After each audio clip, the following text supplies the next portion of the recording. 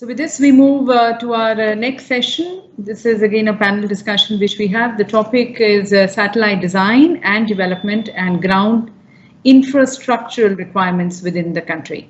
In this session, ladies and gentlemen, we are going to be discussing the new avenues opening up for the satellite manufacturing and other upstream and downstream infrastructure opportunities, keeping in line with the Atmanirbhar Bharat policy initiative of the Government of India. I welcome the chair of the session, Dr. Prakasha Rao, Director, SIPO, ISRO Headquarters, a very outstanding scientist at ISRO. He has served as a Program Director, LEO, and Planetary Platforms and Deputy Director, Spacecraft Reliability and Quality Area at the UR Rao Satellite Center.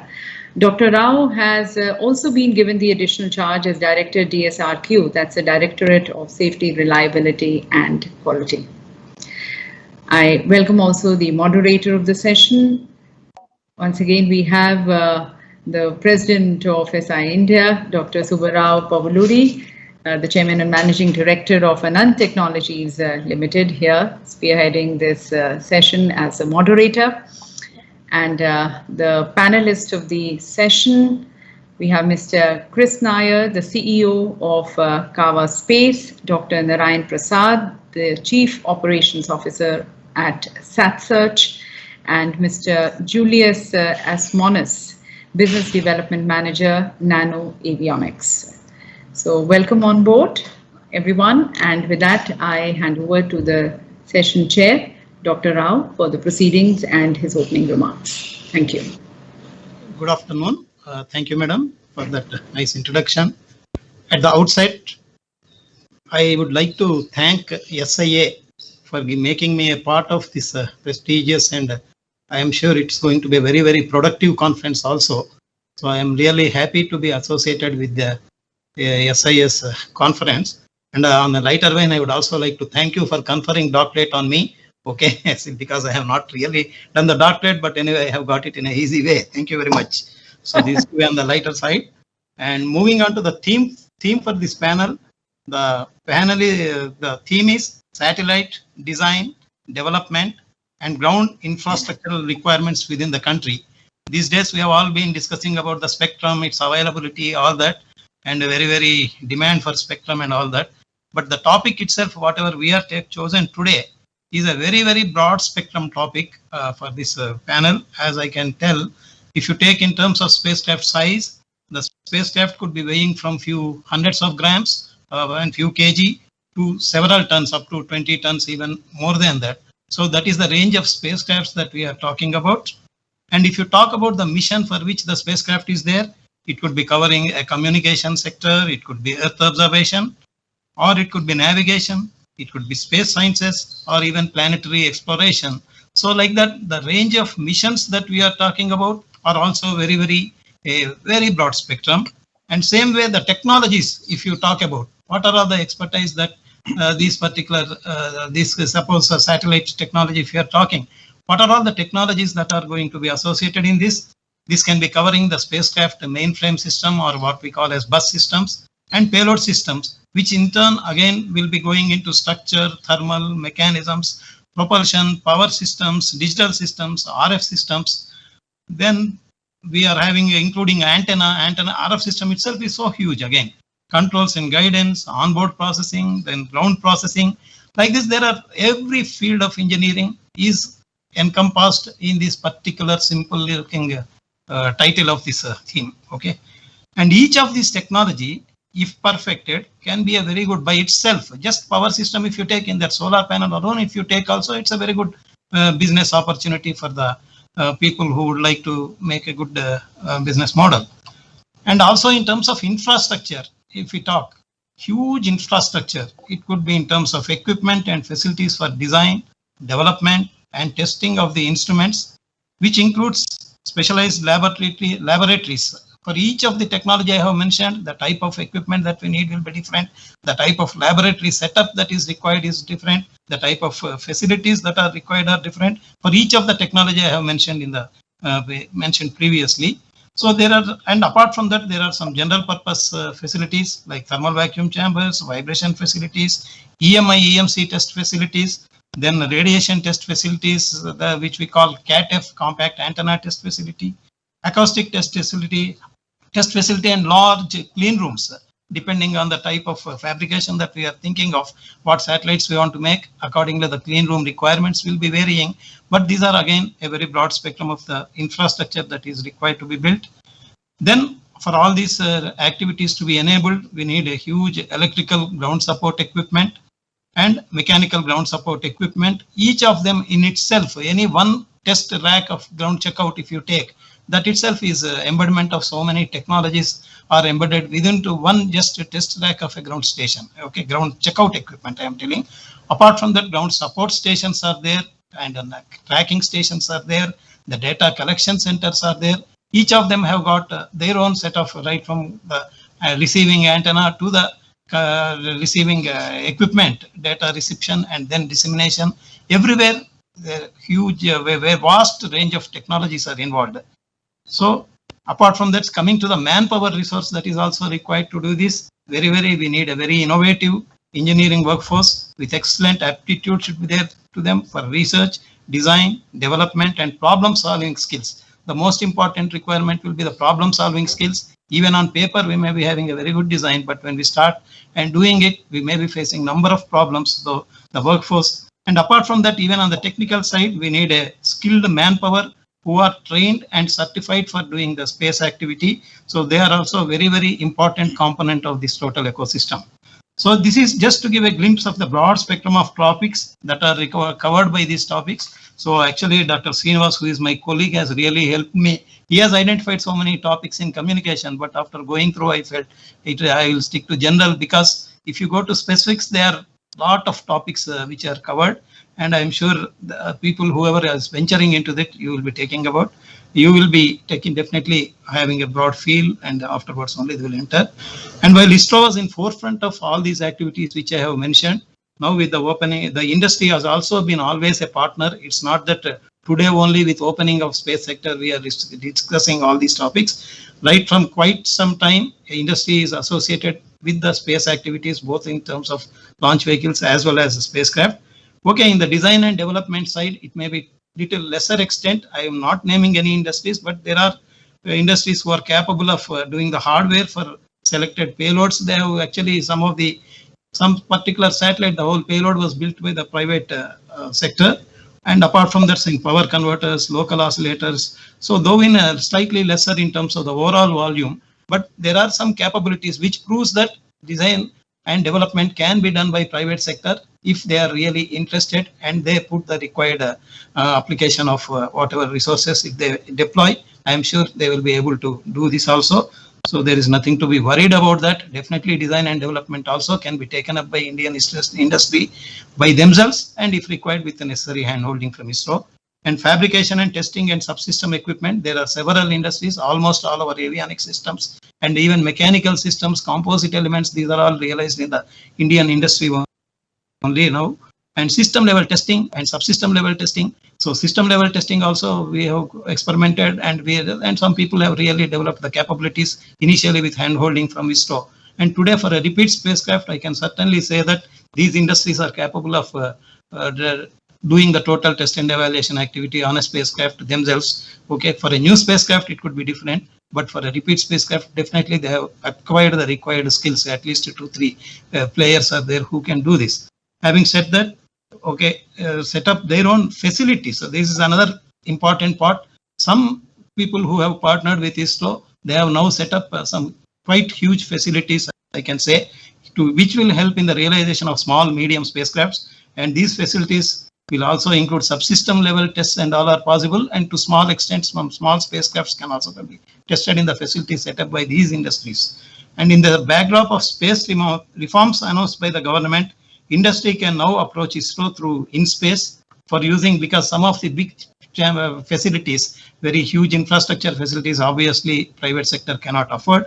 So through InSpace, they can approach ISRO, and already right now ISRO is not, InSpace is not fully formed, but there is a committee which is supposed to be looked into the promotion of space activities. Right now, the committee is doing the job on behalf of InSpace to facilitate whatever requirements are coming up from the industry. So apart from this, the space reforms envisage ISRO to focus on R&D and new technology developments. So we have to take up missions of national pride like Gaganyaan, say space science missions, and missions which are meant to develop new technologies and demonstrate them in orbit. So these are the areas while ISRO will be focusing on this, NCIL will be focusing on the areas which are totally commercially driven. So the future, the industry has to look towards NCIL and IN-SPACe for getting their support systems. And ISRO also, whatever missions we are doing, the same kind of support, whatever we are having now from industry, that will continue for the missions which are being realized at ISRO. But otherwise, now future NCIL and IN-SPACe will be the enablers for this particular thing. So actually, I am not covering application sector because I have seen that some teams are dedicated for that.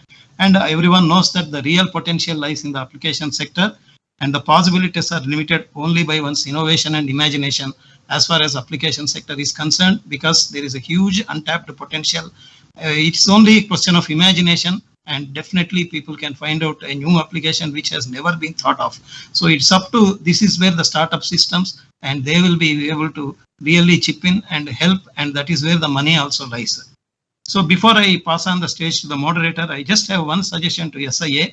As a member of Committee for Promotion of Space Activities, I have seen that several players, whoever are coming up, especially startups, they are asking us to help them test their systems within ISRO. So the approach we have taken is, whatever is not available elsewhere in the private arena, those facilities we will be able to, we should be, because we have to enable.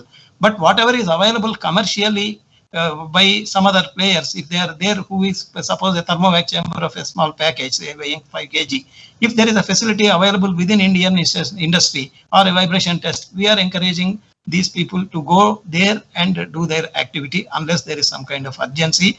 So towards this, my suggestion is, I think right now there is, if I am wrong, I can be corrected, Dr. Subbarao can correct me, but I think there is no one place where we have a list of all these capabilities available within the country. I think SIA having taken up this mammoth task of bringing all people who are associated with space activities within India together, I think it will be good suggestion, I feel, if you can make a portal where the capabilities available within India with respect to private industries in terms of design or development or manufacturing, fabrication, test and evaluation, test facilities, what are all the things available, or even applications if they are there. I think if one portal can be developed, future NCIL may do it because it will be a requirement for them. But if SIA also can think on those lines, it will be good. In space internationally, nowadays, if you see, collaboration is the key word. So competition is not a major thing. We can compete and collaborate. Competition and collaboration can do exist. So the effort, whatever I have told, if it can be done, and if we can have one place where we know the capability of Indian private space industry, I think that will help. And I request SIA to look into this. So with this introductory remarks, and we have got a very distinguished panel, a CEO, COO, and a business development manager. So I leave the floor to Dr. Subbarao, who has been one of the pioneers, okay, I can tell, who started the space activities in India. So I leave the floor to Dr. Subbarao for conducting further session. Thank you. Yeah, thank you, Prakash Garu. Prakash Garu, Mr. Krishna Nair, Dr. Narayan Prasad, Ms. Julius Asmos, welcome you all for this session. I'd just one passing remark, and Mr. Prakash Rao has mentioned about SIA creating a portal particularly for the facilities being available in the country, bringing them together into one area. That's a good suggestion, and we surely will implement that. We'll put them also part of our SIA website so that they can be accessible by anybody with the need in this regard. Thank you very much, sir, for the suggestion. Now, I just touch upon a few things that's what's happening in this regard in the satellite design, the new satellites, the programs that's happening in the country. Then, of course, then we'll throw open for the discussions for the youngsters and for other people to contribute more into that. As you know, now a lot of exciting things are happening on the satellite communication front and similarly on the Earth observation front. And on the technology front, perhaps, satellite communication moved from single beam. I'm just tracing what was earlier, what's the scenario today. And that's where the potential for the startup companies and many other companies today we have in this country to work upon. So we move from single beam, then into few transponders in the satellites to multi-beam satellites. Now we're talking about high-put satellites and things like that, about 60 to 80 transponders. And over the last decade, to be consistent with the prevalence for digital and information technology, we have now started calling satellite capacity in terms of not small numbers, gigabytes per second, and we are talking about terabytes per second. I think that's a great opportunity for us today. And the satellites with very high resolution and very high throughput satellites, with ultra high throughput satellites are now becoming the order of the day. Okay, I'm not diminishing the importance of the small satellites, but the point is we have something is a trade-off between the small satellites and also high throughput satellites in the GEOs. And huge constellations. So that's the coming of thousands of satellites in the offing. We're able to reuse the frequencies between one to another, and the beam resulting with very high efficiency. In fact, that has become the technology trends of late in this. And for us, we have been into exciting times, as I mentioned to you, and the exciting days are going to be in the back end once again. We had exciting when the first beam was transmitted. Now it's going to be exciting for us with the multi-beams and all that now. And on the US front too, both communications and US, both comes under the satellite part of it. So on the US front, the threat for the nation, for example, a country like India, we want today to have the high resolution data and the repetitivity, multispectral sensors, optical sensors, of course, a lot of radar satellites activities, many more. And the time has gone, where we wait for 20 days for the revisit period. Today we're talking about 1 hour, 2 hours with the constellation of satellite in the space. That is the exciting that what India needs today. And of course, global requirements are also very many in this regard. That's what our design, development, all that should aim at it. And a few features that we can discuss about what makes the design to be the better than what it was. I think a few elements of that maybe I'll mention here now. Perhaps, from this you can take the clue, I'm sure, and other speakers will elaborate further what their companies are doing in order to achieve this type of things into it. And modular design. So, a big dabba kind of things has gone. Now it's become the modular design. To add or delete modules to increase or decrease the capacity. That's what is a predefined capacity to achieve at that. And industrial practices. So, there's like something like, building a satellite over 1.5 years, 2 years period that is gone. In fact, it has to be done more quickly, much faster. So therefore, industrial practices to be applied into that. In fact, we already come to know that, OneWeb has, the Airbus has set up something like a facility like this in Florida earlier. And things like that, we want to do hundreds of thousands of satellites. The industrial practices are to be followed. And again, onboard, in order to reduce the lot of processing on the ground, whatever is possible, the onboard processing should be increased, the capacity in the onboard processing to be increased. And naturally, the launch cost has to be reduced. So therefore, we expect that, something like electrical propulsion systems to be adopted. In fact, in the other session, we heard, some of the youngsters who have been doing that, something related to, small launch vehicles. And now they have been using the electrical propulsion, and many of the trend, today trend is use completely electrical propulsion in order to reduce the weight and huge savings on the launch costs. And of course, the next step is going to be software-defined radio, software in defense. Find that, and you find software radio here too. And the good features around that can be built up into the satellites of late. And onboard reconfiguration. And we used to do a lot of processing on the ground. Now we were talking about the onboard reconfiguration itself onto that. I'm sure Mr. Julius can throw more light onto that and what the small satellites are going to do in terms of doing a lot of other things. And of course, the practices in this Dr. Narayan Prasad will bring forth in this regard. And again, in order to reduce the cost of the satellites, instead of using the space grade components every time, there's also a practice that has been set in that, use the cost components. So therefore, how to increase the reliability, the cost related, and what is the weight related, etc. Into that will be another subject of matter for our discussion today. And of course, materials. Any material, the lightweight materials will come up. I still remember the one which were done for the IRS earlier, and from that to today, we moved for the last 4 decades into new arena, and a lot of new materials have come up into that. So therefore, what are the materials that reduce the weight of the satellite onto that? Apart from that, when you come to the ground, then already there's a lot of standardized products that we look forward for subsystems. This Mr. Prakash has also mentioned in his talk that how the ground, the coverage also can be increased and how the data process can be done, etc. onto that. And similarly, modularity of the baseband design. And likewise, remote operation for the networks gateways. That's another area that we are looking into. And of course, as usual, along with that, you have to bring in a lot of skill power development, skill manufacturing development, and very skilled manpower into this for the terminals and also for the satellite. And with these ideas that we have for designing of the new satellites and the new programs, what's available, I wanted to know from our other colleagues how they're going to tackle this type of problems in their own designs and that part. Now, among all the 3 speakers now, Mr. Chris looks to be the youngest of the lot. So therefore, I call upon Mr. Chris Nair.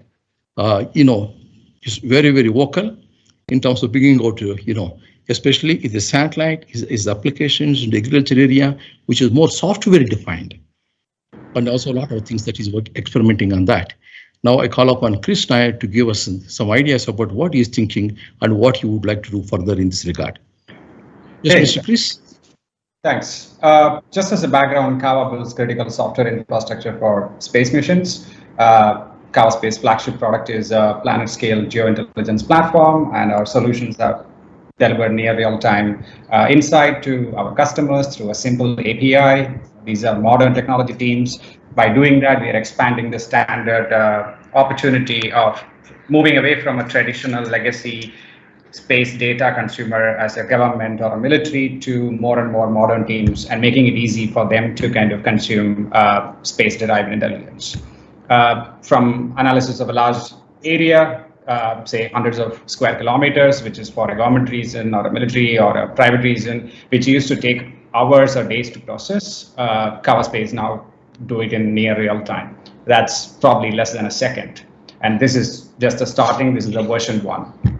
At a larger architectural level, this is done in a fairly simple yet complex way. We are organizing the world's satellite data, making it universally accessible, queryable, and putting it in a way that it's instantly useful. Building onto that architecture, space product is called Kava OS. We are partnering with a bunch of satellite operators and mission managers to give them advanced computing capabilities for their small and microsat missions. Right now, I think we have about half a dozen constellations signed up for Kava OS. At the end of 2022, we are hoping we'll have about 120 satellites powered by Kava OS. From the data we are seeing from our customer, the way they're querying terabytes of information, probably covering about 6-7 million square kilometers on a weekly basis.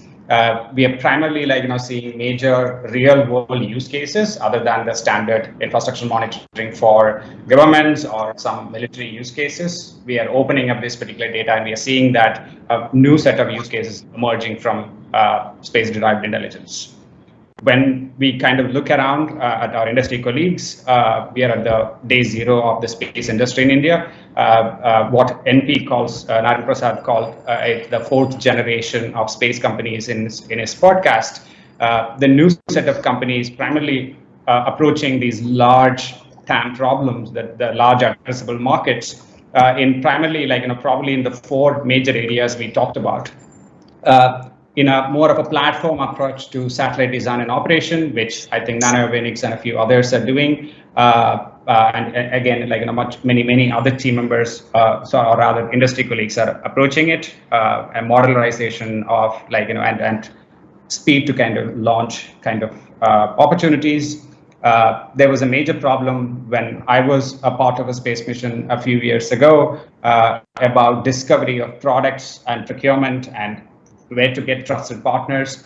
That is getting solved by say companies like SatSearch, a larger computing power to small satellites at a much less power requirement, which was unheard of at one point in time. Now we are giving extreme AI powered near real-time computing in the satellite opportunities through Kava OS, and a bunch of other people are also working on similar solutions like that. And high-speed connectivity is kind of becoming a norm because payloads are getting complex and the data we can actually capture is getting higher. So pretty much like what Dr. Rao said, a lot of people who are like in the podium right now is approaching some of the biggest markets. I'm pretty excited to be here. Good. Thank you, Chris. In fact, I request co-panelists to not to take more than 10 minutes. Yeah, good. And Chris, I have another question, but I'll come back to you later. Basically about your funding, how you manage, etc. I'll come back to you a little later. Then now may I request to Dr. Narayan Prasad, CEO SAT Research. In fact, he has been very, very vocal globally about what industry has to do, what the government of India has to do, and things have started happening in this country too. Dr. Narayan Prasad, over to you. Oh, can you hear me now? Yeah. Okay, thanks. All right, thank you very much for the invitation, and it's always great to be on a panel with all you guys. I can tell you what essentially I've seen over the last at least 10 to 12 years, because I've had the opportunity to have companies in India, in Europe, and in the US at the same time. So some of the best practices that I've seen that takes forward industry in a certain way. With respect to India, I think there are 5 or 6 things that I would like to then highlight. One is, of course, when you look at the life cycle of any company, even if it is a hardware development company or a software company, one of the things that come up for a hardware development company is how do you actually prove the quality of your products or service? You can only prove that by flying it and telling people that this hardware actually really works in space unless someone then makes a purchase decision. So one of the things that many of the other countries around the world are making, including in Europe and US and Japan and China and other places, are subsidizing access in one form or the other for emerging private industry in those particular regions to get space heritage. So India has an excellent opportunity with something like the PS4 stage that they are now developing as a potential platform to provide subsidized access to potential private companies that want to test out their hardware for the first time in space and get space heritage for the first time. And that will then enable them to look at really proving that their hardware has worked and get that stamp of space heritage, and perhaps use that then to market their products around the world. The second thing that I would then like to highlight is how procurement also happens. One of the things that you don't see really in India is, unfortunately, every institution in India has to follow the Government of India procurement rules, and they cannot write their own rules to allow for procurement, which means that startups or even younger companies or even SMEs or even bigger companies to that matter, who want to invest more and more, they cannot invest it unless they have a proven product that the government can actually procure, because it goes through the tender process. So one of the things that I fail to see yet is instruments of procurement that allow IP development by the industry, where essentially beyond a development order where the IP is then shared or the contract size is then limited, can we actually develop some instruments for procurement that allow innovation in procurement, where it could be a co-risk investment or a co-risk investment or a co-competition across different industries to co-develop particular IPs in a way that IP development is then encouraged in the industry, is another big point that is going on around the world. And this is something that many other agencies in Europe and US and other geographies are looking at, because at the end of the day, industry competition within industry will drive down prices and increase the lead time and the quality of the products, and allowing industry to then develop their IP will ensure that the capacity is built in the industry, and you can then use that to also market it around the world.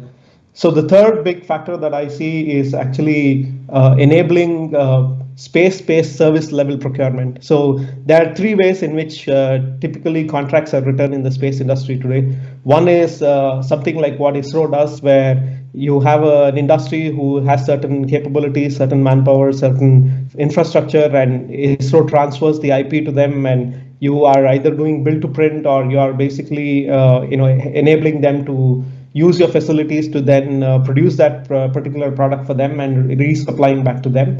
That was level one, I would say. The level two is when a space agency, like typically like the European Space Agency, they actually decide what is the size of the satellite, what is the architecture of the satellite, and they write a tender to basically then procure the lowest cost bidder for somebody who is actually presenting a price to actually develop that particular architecture of the satellite.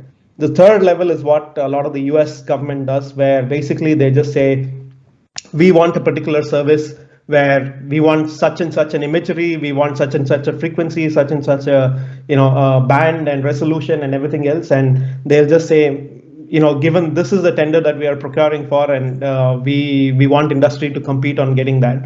So that is the highest possible level you can kind of reach, where industry then compete on different ideas that they have to actually realizing those satellites. And if I think that's the next stage where people should then look at contracting the way things work, and that's the only way Indian industry can export rigorously to around the world, in Africa or Latin America or Southeast Asia or other countries around the world, because that will kind of give them the impetus of using government demand locally within India to then be able to export at the end. The other couple of things before I move, give the floor to Julius, is allowing some kind of a pilot projects where basically if Ministry of Agriculture is looking at crop monitoring or something like that, at the end of the day, ISRO is collecting most of the user demand through all the user meetings that they have yearly on what is the user demand is there in the country. And in India, you don't have the end users essentially paying directly to buy a satellite. It's mostly the Ministry of Finance financing ISRO based on the end user demand in the country. So if pilot projects are done in a way which ISRO, for example, is able to then, in whatever possible manner, even if it is for smaller microsatellites, which can then be done at a much lower cost, although the industry may need a lot of investment to do geo type of satellites, but at least in the microsatellite category, they can look at creating pilot projects for both upstream as well as downstream as well at the end, where that particular pilot project can be then done a particular boundary condition, and then certain people who are able to satisfy that boundary condition can then be scaled up to provide capacity directly to end users at the end. The last recommendation I have is, if possible, to create negative lists like the defense is creating on imports that the space program is having to do for repeatable and high volume imports. So that will ensure that there are technology transfer agreements that are coming into play to the private industry, or joint ventures that will be created in the country, so that that particular technology is then localized, and the localization policy needs to be kind of evolved so that systematically over the next 10 or 15 years, there will be 100% indigenization for anything at the end. So the last one was, of course, I also wanted to mention that having space relevant infrastructure in both public and private sector be openly shared, where people can actually book facilities in either Anand Technologies or even ISRO labs in one way or the other, will enable new entrepreneurs to not build those facilities by themselves, but use the facility on a sharing basis. That's more or less from me for now. Thank you. Yeah, thank you, Dr. Narayan Prasad. Maybe I'll come back to you again. One small doubt I have that most of your points are basically the government related, government procurement, etc. Now, in the light of reforms that have been announced, the government is one of the clients for companies like us. There'll be a lot of private initiatives. For example, agriculture-related activities, which you mentioned about that, part of it may be that the government wants to do on their own, maybe that we had support to function that the industry has to do. But a lot of other private initiatives also can come forth. So what do you advise for the private companies to do in that kind of scenario? So I'll come back to you on this for answer for this. Okay. And the important thing is mentioned about negative list, very, very important, but perhaps we have to look at it in a bigger perspective, like the Defense Ministry already announced a negative list for them, for not to import, which is becoming the positive list for the people, for the country now. So therefore, that negative list in terms of space also that we can talk about doing it under Atmanirbhar, maybe we can bring it back under the positive list for the country. Thank you very much. I'll come back to you again on this. And now I call upon Mr. Julius Espanos. Just to say a few words about Julius, he's talking about, something always small satellite manufacturers in the market that has to be done, and to bring in that part of it to India, and lot of activities around that small satellites. Now, what is exactly he's going to do? What do you think that Indian industry or the Indian startups have to deal with your company in order to bring in new technologies than what we have here? Yeah, Mr. Julius. So at first, I would like to thank you, SIA, for having me today, and of course, thank you, Mr. Subbarawa, for the leading of this discussion.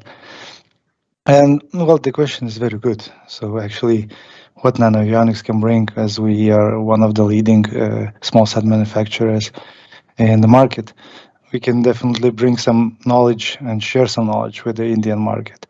First, of course, we can start by realizing some projects in India, to working together with startups like Kava Space as well as others, and sharing the technology and sharing the knowledge overall that we have. So I may have talk a bit more in detail about the manufacturing. So I would take this as a strong part of our company, and the tendencies that maybe are coming to the market, to this market, exact market, and Indian market as well. So of course, one of the tendencies and our strong part is the standardization of the overall process, the manufacturing process. Therefore, we have to still keep the customizability of the spacecraft to meet the customer's needs. So these are, I would say, the biggest challenges of the current market, as there's quite a few customers actually, and the requirements of the satellites are different, and you have to be quite flexible. So in my opinion, a good example of the standardization and also the possible customization options is the automotive industry. And we have good examples of like Tesla and other German manufacturers, big manufacturers, that use the standardized and very efficient manufacturing of the vehicles. Therefore, there's a lot of options on these vehicles. And we can see the very similar way to the satellite market, where you can use, I wouldn't say the same process, but still a similar in general process, where you can standardize as much process as possible to keep the quality and the material cost as low as possible, therefore saving time. And of course, using more of the shelf components instead of the development of the new custom components for the satellites. However, this leads us to a key issue, the quality assurance, because when we're using the off-the-shelf components, that requires us to control the quality of these components. And again, I will use the same example of what we do and how we approach this. So actually, we do the extensive testing on the shelf components. So that's basically a selection period of the components that we use on our satellites. And if we were successful to find the component, only then we move to the next stage in orbit testing, which, as Narayan mentioned, is a critical actually in this market. The space heritage is the first, I would say, and major concern for any user of the satellite. So furthermore, I would like to mention the important things and regarding the control of the quality. So in our case, we prefer close partnership with the suppliers. Basically, very frankly speaking, we are not only the partners with the suppliers, we actually almost as a as a family members. We share the knowledge. We try to keep the share their experience and provide the feedback for the suppliers. That is not a very usual case in this market. Usually, the company procuring the components will protect its IP and do not share the feedback with the supplier. Whereas we do, we try to share the experience, share the knowledge, and maybe some issues that we had with the components to improve the components to make the quality happen better. So I think that for the beginning that it is this would be all from my side, and I hope you will have more questions for me then. Yeah, Mr. Julius, I have one point to make. Just a speaker before you, Mr. Dr. Narayan Prasad mentioned about the negative list. Suppose India decides not to import any small satellite from outside, but India should become the manufacturing base and things should happen and manufacture only in here. How do you deal with that kind of a scenario? So this is quite an easy solution. We have to come to India.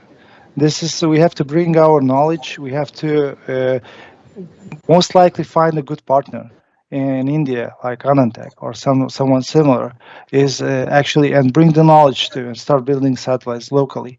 So we are not bound to any country. We're actually quite flexible. We are keen to share our knowledge and develop good products.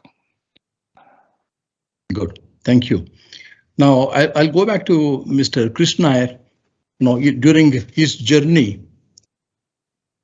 as a startup company, you must have heard the discussions in the other panel, in which it has been mentioned about how the problems for the funding and the kind of things have been discussed in that. So maybe we'd like to know more about your funding and how you are managing it. Right.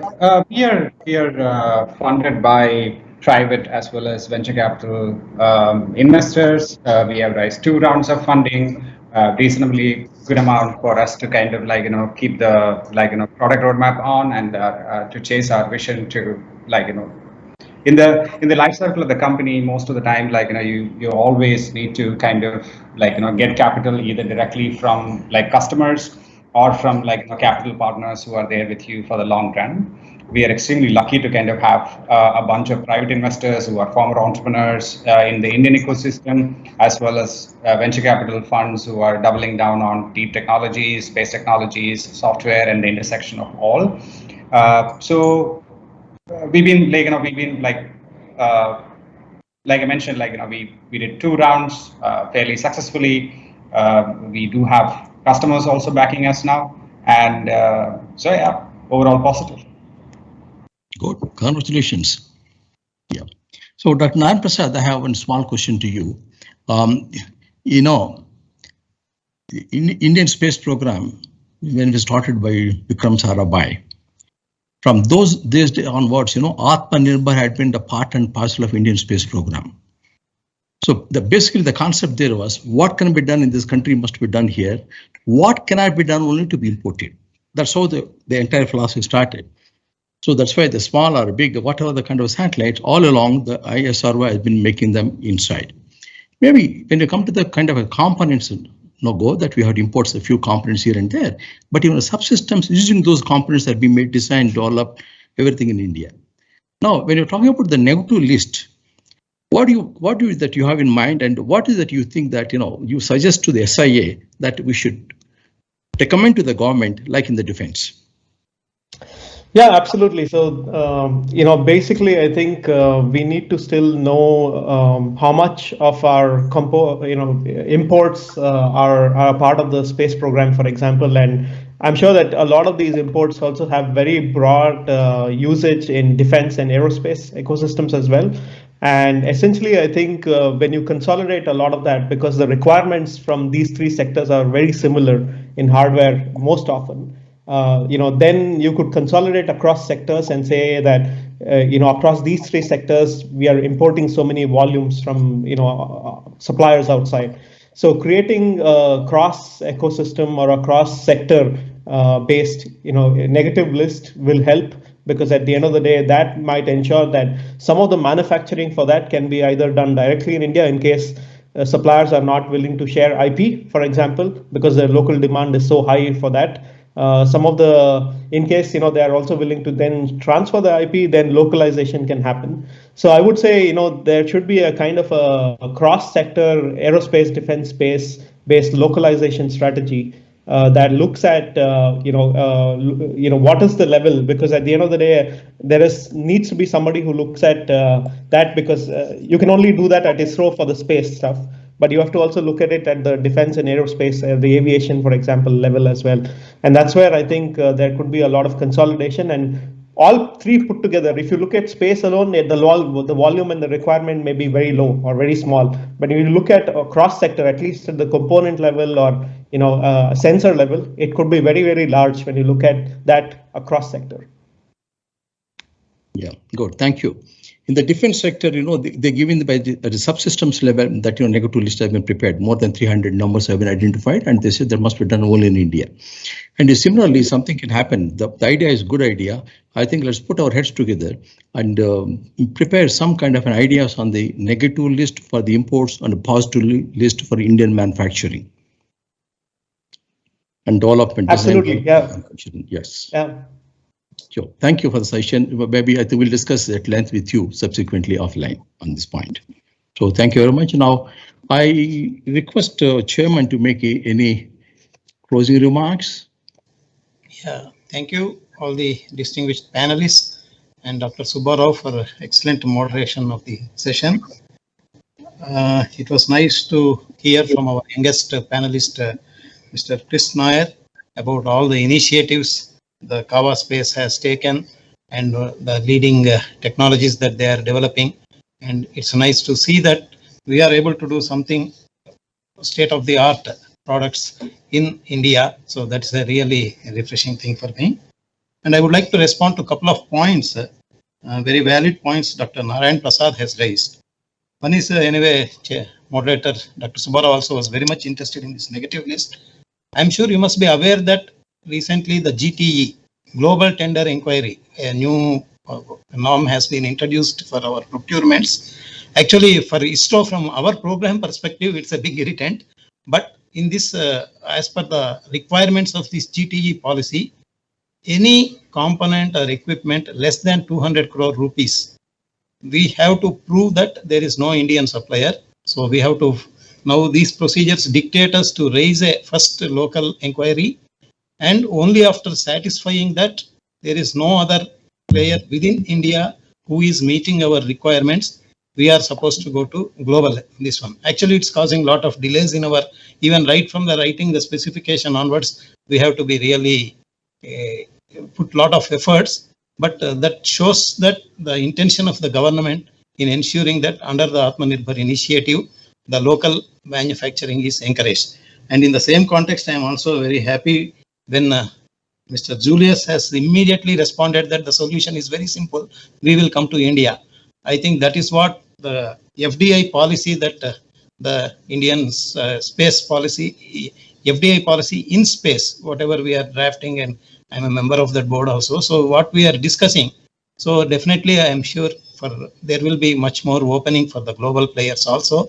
So I was really enthused by the response of Mr. Julius. I think if this kind of spirit is exhibited by all our suppliers from globally, because once they sense the good market opportunity, I am sure it will happen also. So that is another aspect which was very pleasing for me. And one mention was made about ISRO labs facilities about Dr. Narayanan. InSpace is meant for that, not just facilities, including the launch pad. It will be going under the booking mode.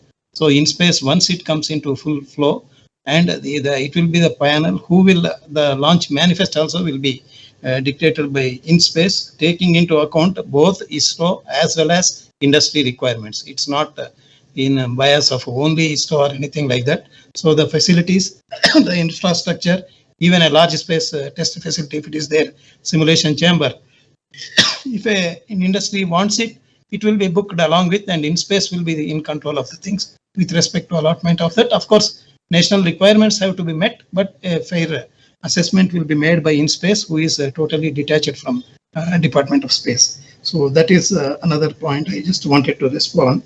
And the quality of products was one point which was mentioned. Now heading the DSRQ, I am sure definitely our products have to be competitive. Not only first the quality has to be demonstrated, and with respect to in-flight heritage, I am not sure some of you may be aware about the PS4 platform which we are having. So that is the PSLV last stage will be for a few months, a couple of months it will be orbiting around the Earth. So we have announced announcement of opportunity for players who want to demonstrate their product. Actually, it's not even always at cost also. So, but there is a committee which goes to the proposals. The committee will see that this proposal is really worth. If it can be proven on ground, by all means, there is no need for putting it on because we are using a precious resource. But otherwise, it really requires an in-orbit demonstration. Those things are also chosen. That is one opportunity. Only thing is now the launch opportunities itself, we have to see how many will come and all. But otherwise, there is a program within ISRO PS4 orbital platform. On that, people can experiment, and several, even including educational institutions, they have given their proposals. So many research labs, and some experiments are already selected also. So these are all the points I just thought, and overall, it has been a very enlightening discussion for me. I am also very enthused to see that not only this panel, yesterday also I could attend some of the panels. So I take this opportunity once again to thank SIA for making such a very, very productive session over 2 days. So thank you very much to all the organizers and members of SIA, and in particular to Dr. Subbarao. Thank you, sir. Thank you. Thank you, sir. Thank you very much for your nice comments and concluding the whole session. And as you mentioned, that India has an opportunity to become the great manufacturing hub. Not only for the cars, you mentioned about Tesla car, etc. Not only for the cars, but also for the satellites in this country. When the world is looking for thousands and thousands of satellites, and as we heard in the other panel also, that such a large manufacturing capacity, expertise, manpower, that's available only in India. That's number one as far as the manufacturer is concerned. Number two, when the bandwidth is required, the bandwidth is the connectivity that is required in the country, and in earlier sessions also come up that, at least another 37 to 40% of the country is to be connected. So therefore that gives opportunity for many satellites for communication.